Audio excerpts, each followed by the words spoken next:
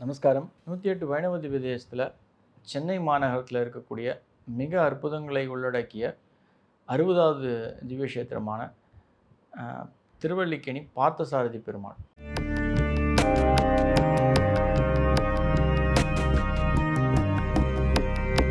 ரகசிய உண்மை நேயர்கள் அனைவருக்கும் என்னுடைய அன்பான வணக்கங்கள், வாழ்த்துக்கள். அடியார்கள் வாழ, ரங்கன் நகர் வாழ, ஷடகோப்பந்தன் தமிழ்நூல் வாழ, கடல் சூழ்ந்த மண்ணுலகம் வாழ, மணவாள மாமுனியே இன்னும் ஒரு நூற்றாண்டு வாழியே. நம்ம பார்த்தசாரதி அப்படின்னு சொன்னாலே நமக்கு கிருஷ்ணர் தான் ஞாபகத்துக்கு வரும். இந்த கோயிலில் வெங்கட கிருஷ்ணனாக எழுந்தருளியிருக்கின்ற பார்த்தசாரதி பெருமாள் இந்த க்ஷேத்திரத்தில் இருக்க மாதிரி வேறு எங்கேயுமே பார்க்க முடியாது. நல்ல கருமையான மீசையை வைத்துக்கொண்டு ஒரு 12 அடி உயரத்திற்கு சேவை சாதிக்கக்கூடிய பெருமாள் வெங்கட கிருஷ்ணன் ருக்மணி தாயாரோடு தன்னுடைய குடும்பத்தோடையே இருப்பார். பலராமனும் உண்டு, அனிருதனும் உண்டு, கூட தேரோட்டியும் உண்டு. குடும்பத்தோடு சேவை சாதிக்கிறார் அப்படின்னா அது பார்த்தசாரதி வெங்கட கிருஷ்ணன் தான். ருக்மணி தாயாரோடு அல்லிக்கேணி, அல்லி மலர்கள் நிறைந்த ஒரு கிராமம் மயிலாப்பூர் மாநகரத்திலே அப்படி தான் எழுதப்பட்டிருக்கு. இந்த கோயிலுடைய மங்களாசாசனம் வந்து பேயாழ்வார், திருமழிசை ஆழ்வார், திருமங்கை ஆழ்வார் மூவராலும் பாடல் பெற்ற ஸ்தலம். 5 பெருமாள்கள் உண்டு இங்கே.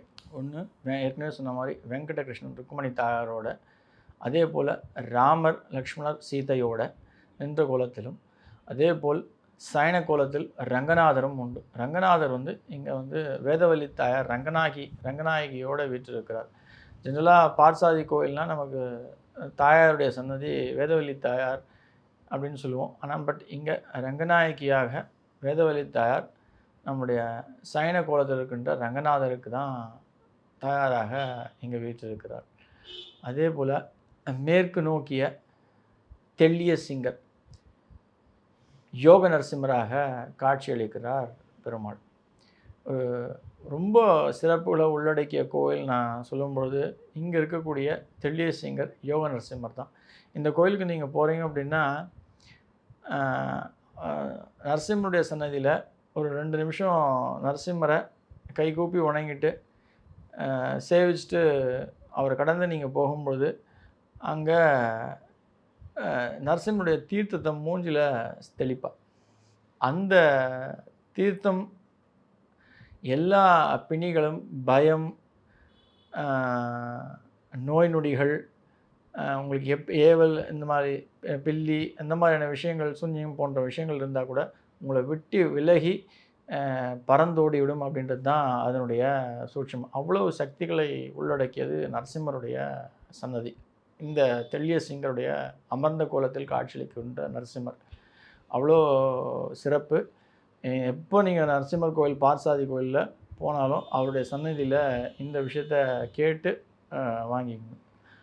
அதே போல் இங்கே இருக்கக்கூடிய கஜேந்திர வரதர் 5வது பெருமாள் பரந்த கோலத்தில் அப்படியே சாலை கிராமத்தோட மாலையாக கோர்த்து அங்கே நமக்கு காட்சி அளிக்கிறார். சேவை சாதிக்கின்ற கஜேந்திர வரதர் மிக சிறப்புகளை உள்ளடக்கிய பெருமாள்.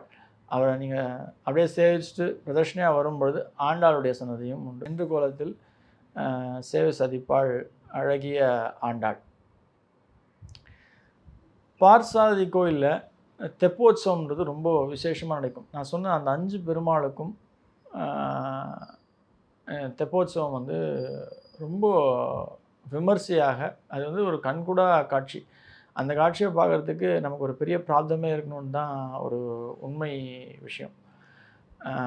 வாய்ப்பு இருக்குது அப்படின்னா இந்த விஷயத்தை மட்டும் நம்ம சென்னை மாநகரம் மட்டும் இல்லை, சுற்று வட்டாரத்தில் இருக்கக்கூடிய ஒவ்வொருவரும் இந்த தெப்போத்சவத்தை பார்க்குறதுக்கு நம்ம கொடுப்பனையோட எந்த ஒரு வேலை நிமித்தமாக நம்ம பிஸியாக இருந்தாலும் அந்த நாட்களில் அவசியம் போய் பார்க்கணும்.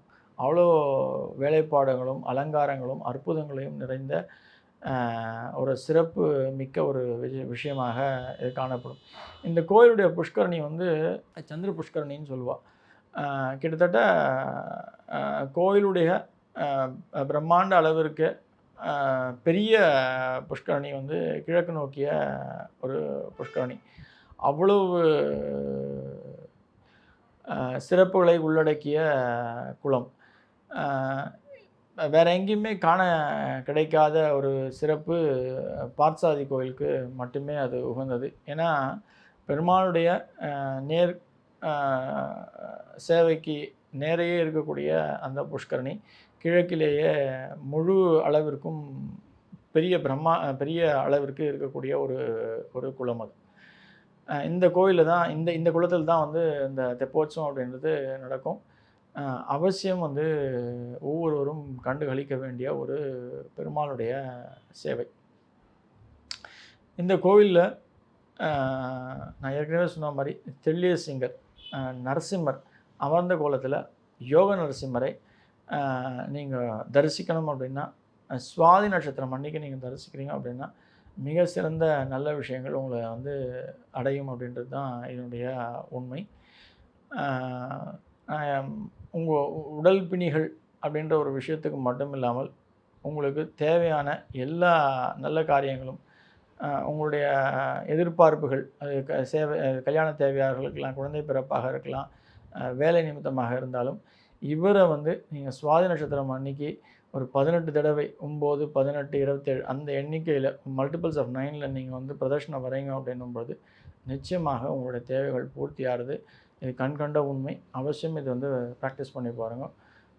நரசிம்மருக்கு நாளை என்பது கிடையாது. அதுவும் யோக நரசிம்மர், தெள்ளிய சிங்கர் எல்லா அற்புதங்களையும் செய்ய கடமைப்பட்டிருக்கிறார். நாளை என்பது நரசிம்மருக்கு கிடையாது. பக்தர்கள் கேட்ட ஒரு க்ஷணத்தில வந்து தேவைகளை பூர்த்தி செய்வார். நன்றி. ஆழ்வார் ஆச்சாரியன் எம்பெருமானார் ஜீயர் திருவடிகளே சரணம். நாள் பிச்சை குலையின் திருவடிகளே சரணம் சரணம் சரணம்.